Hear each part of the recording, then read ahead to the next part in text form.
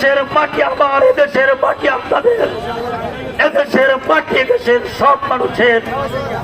যে যেরকম কর্ম করবে সেই রকম ফল পাবে। বন্ধুরা আমার, পারেন আমার, আমাদের যুবদলের ভাইদের কাছে অনুরোধ করতে চাই,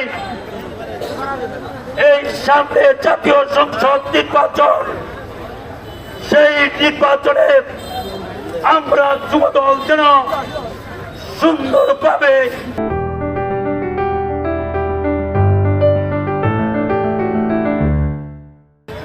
এই যুবদল 10টি উন্নয়নের কাজের মাধ্যমে আমাদের সামনে দেশনায়ক তারেক রহমান এবং দেশনেত্রী বেগম খালেদা জিয়ার নেতৃত্বে আমাদের ফুলপুর চারাকান্দার নেতা আমরা আগামী দিনে এই ঐক্যবদ্ধ জনগোষ্ঠীকে, ঐক্যবদ্ধ দলকে আমরা একসঙ্গে সমন্বয় করে আমাদের নেতা জনাব তারেক রহমানের নেতৃত্বে আগামীর বাংলাদেশে আমরা ধানের শীষের বিজয় নিশ্চিত করব এবং আমাদের নেতা জনাব তারেক রহমান বাংলাদেশের পরবর্তী প্রধানমন্ত্রী নির্বাচিত হবে, সেই আশা আহ্বান রেখে আপনাদের সবাইকে ধন্যবাদ জানিয়ে, কৃতজ্ঞতা জানিয়ে আমি আমার বক্তব্য শেষ করছি। আল্লাহ হাফিজ।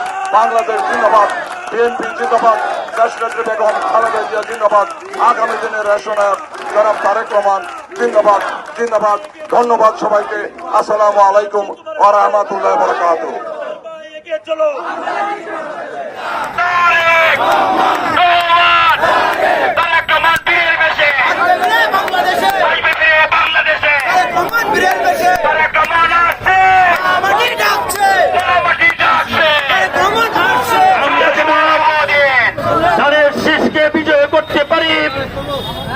এই আশা ব্যক্ত করে সবাইকে ধন্যবাদ জানিয়ে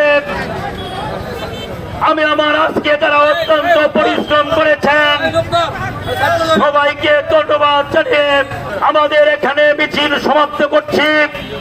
আমরা সবাই যাদের ভাবে বাড়িতে ফিরে যাব।